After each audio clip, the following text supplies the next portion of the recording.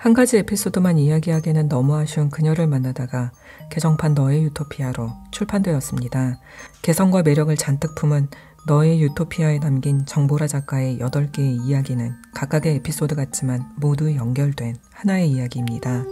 벗어나고픈 현재는 과거의 목적지였고 그리던 유토피아와는 다른 현실입니다. 그러함에도 불구하고 우리는 모두 여전히 다 같이 싸우고 살아남아 애도하고 다시 나아가고 있습니다. 너의 유토피아는 1부터 10까지 참담 넘어 희망을 향한 질문이 가득 담겨 있습니다. 많은 SF가 인간 대 기계의 갈등으로 기계에 점령당할 수 있다는 공포를 그리고 있지만 표제작 너의 유토피아는 황폐화된 기계들의 사회를 설정하고 있습니다. 인간은 유토피아 건설을 목적으로 용도에 맞춘 자동화 기계를 설계하고 생산했습니다. 이후 원인을 알 수 없는 만성피로와 통증 증후군으로 죽어가던 인간은 결국 발전기를 분해해 행성을 떠났습니다. 해도 짧고 낮에는 눈과 안개로 뒤덮여 빛없는 날이 더 많은 이곳에 존재의 의미를 상실한 두 로봇이 남겨집니다. 자동화 기계는 효율을 위해 움직일 뿐 생각하지 않아야 하지만 전력이 바닥나는 상황에서도 생각을 멈추지 않는 로봇을 우리는 너의 유토피아에서 만나게 됩니다.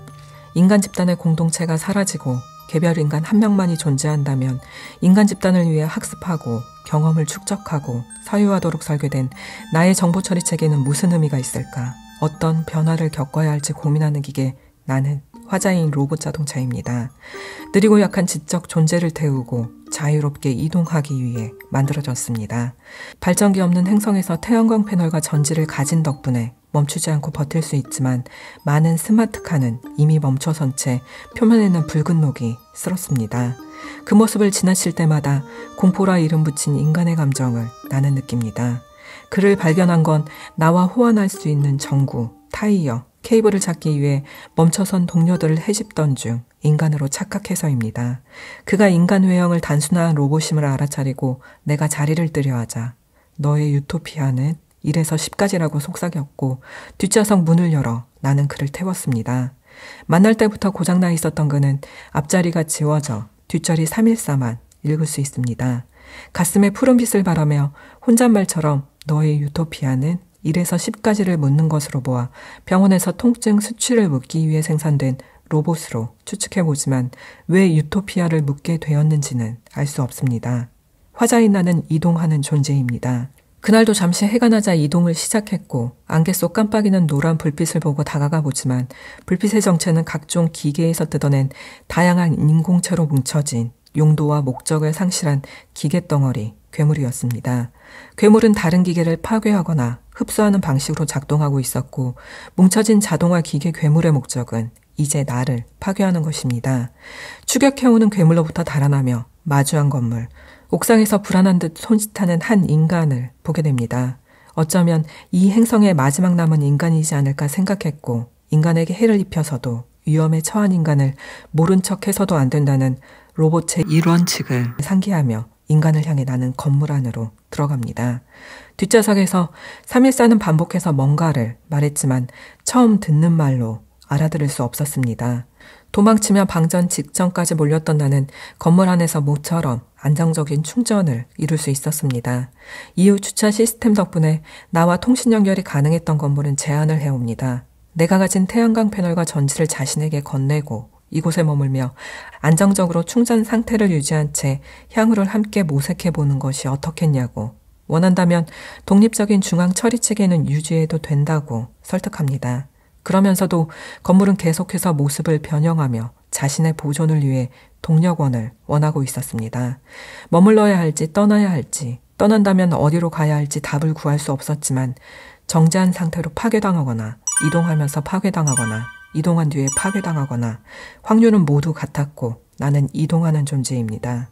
안에 머물며 기능 노후로 생을 마치기보다 떠나기로 결정하고 옥상으로 향합니다. 그러나 마지막 인간으로 생각했던 옥상의 인간은 살아있지 않았습니다. 건물에게는 자기 보존을 위해 인간의 신체 또한 활용되는 도구일 뿐이었습니다.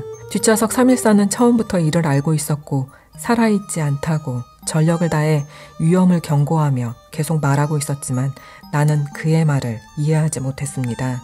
인간의 형태를 하고 인간의 목소리로 말하는 무언가가 뒷좌석에 놓여 있다는 것만으로도 유현이 되었지만 건물에서 탈출하며 받은 충격 때문인지 전력을 다해서인지 가슴 불빛이 사라진 그는 더 이상 말이 없었습니다. 행성 서버는 다운되고 망은 차단되었습니다. 그에게 충전할 방법을 물은 적 없고 생각해 본 적 없으니 나는 그를 충전할 방법을 알 수 없습니다. 행성의 기계 데이터베이스에 접근을 시도해보지만 통신은 성공하지 못합니다. 날은 어두워지고 이동하는 존재인 나는 최적의 상태로 그를 보존하기 위해 난방을 켠 채 해가 뜨길 기다리며 내일은 충전할 곳을 꼭 찾아낼 거라고 생각합니다. 너의 유토피아에 등장하는 두 로봇은 금속의 차가움보다 따스함이 전해집니다. 인간을 학습하고 모방하고 위험을 무릅쓰면서도 마지막 인간을 향해 갑니다. 기계는 생각하지 않아야 하고 점령 당할지도 모른다는 현재의 공포는 일방적일 수 있고 효율을 중시한 기계사회에서 필요한 건 타자의 얼굴을 주시할 수 있어야 한다는 걸 두 로봇을 통해 아직 늦지 않았다는 걸 알 수 없는 우리의 통증은 어쩌면 연결이 사라진 잃어버린 유토피아에서 시작된 것일 수 있다는 따뜻한 시선을 작가는 전해줍니다.